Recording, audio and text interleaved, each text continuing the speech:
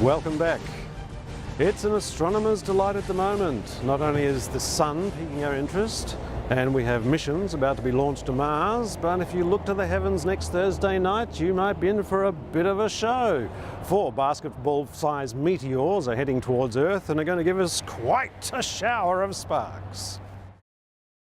It's billed as a blockbuster, a spectacular light show similar to these in 2009. Shooting stars will reach their peak on Thursday night, and it'll be the first time 4 objects larger than a tennis ball will light up our night sky in almost 40 years.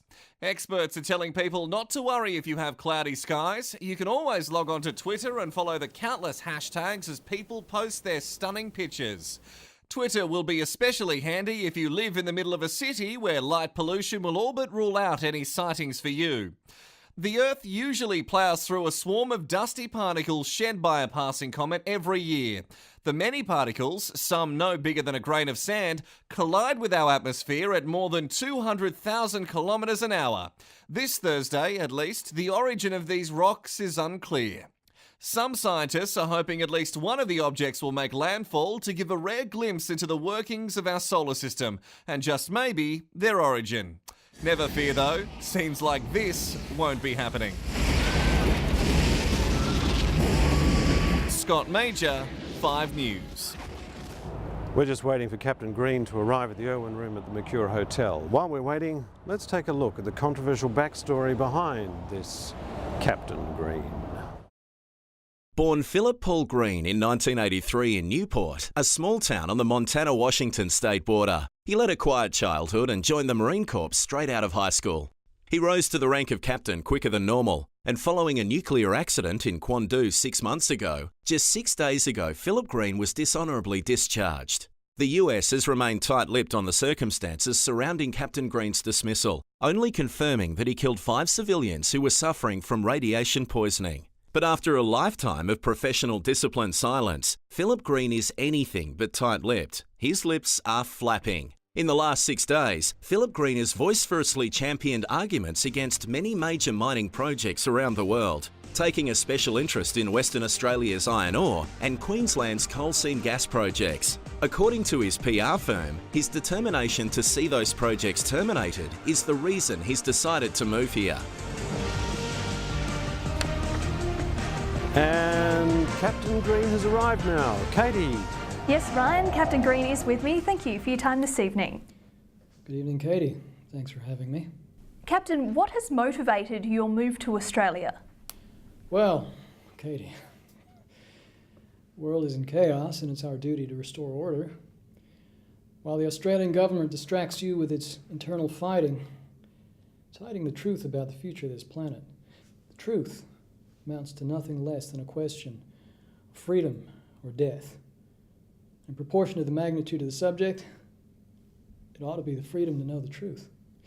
Why should the government, not just Australia's, but all over the world, withhold the truth from its people?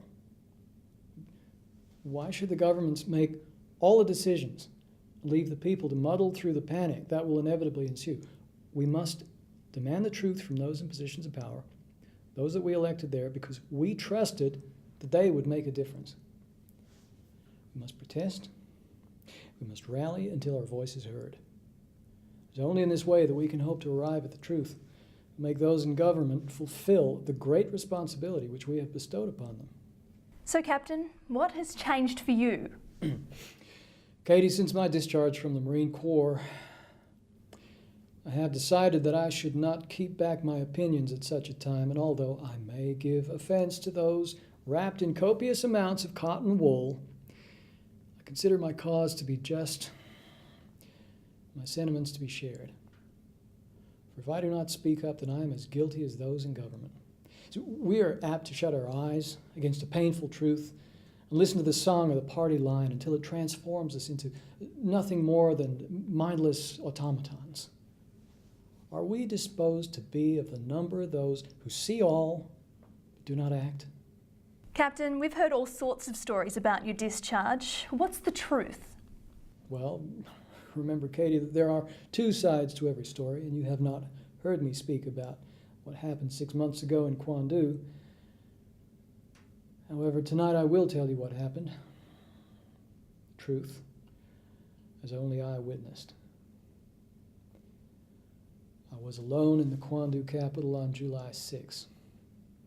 I was part of the 7th Expeditionary Battalion attached to a UN convoy. After several hours of patrol duty, a faint explosion was heard, and reports started coming in that radiation from a nuclear device was spreading through the eastern quarter of the city. Several pounds of TNT had been accidentally detonated by scientists working in an abandoned factory. My squad arrived first, and our suspicions were confirmed. Kwandu was on the verge of splitting the atom. Nuclear material was leaking from several sealed compartments inside the factory. Unfortunately, the neighboring school was dosed with a high concentration of the deadly gamma rays. Within days, the students and their teachers started to get sick. On the 14th, I was approached by several locals who begged for me to end their suffering. Seeing how horrifically burnt they were and the agony they were suffering, I decided that the humane thing to do was help them die.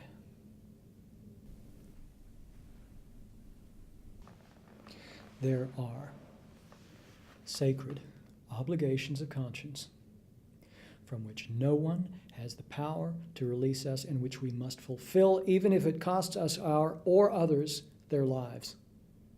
These children would have continued to get sicker, and if they managed by divine intervention to survive, they could have passed on genetic mutations to their children and so on down the line. In that one moment, I made the decision that in order to survive, to be human is to be pure. It's ingrained in us as human beings to never kill an innocent person except in exceptional circumstances. Well, Katie, on July 14, I saw an immediate threat to the survival of my family, all our families, and I acted in self-defense.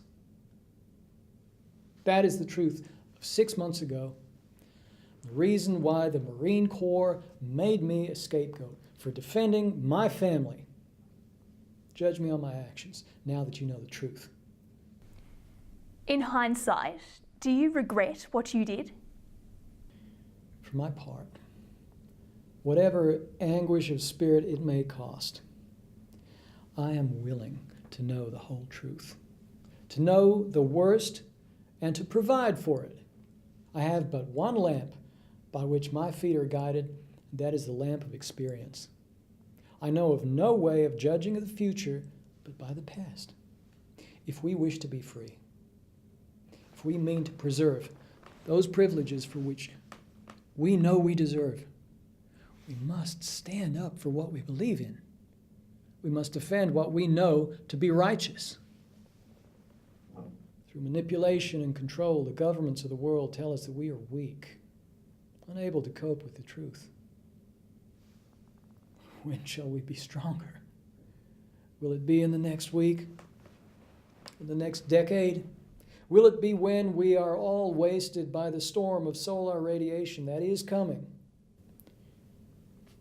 Or when we are all huddled underground and controlled by the military, hugging delusions of hope in vain, until the government, which swore to protect us, shall have us catalogued and stamped?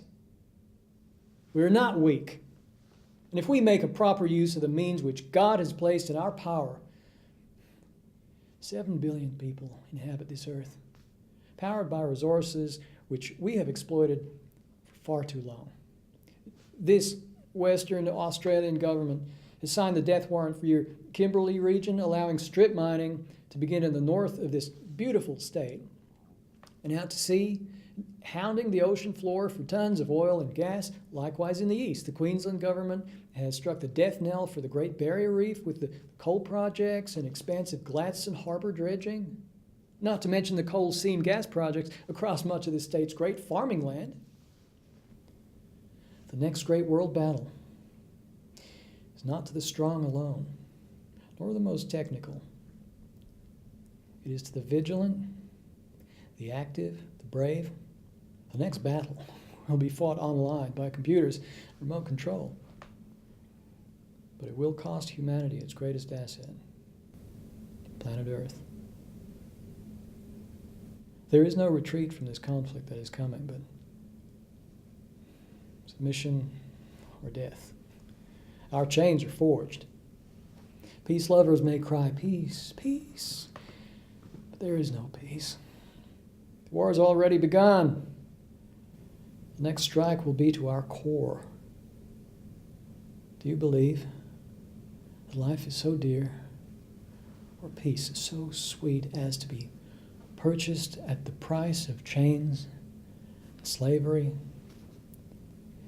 This is not a time for timidity and second guessing.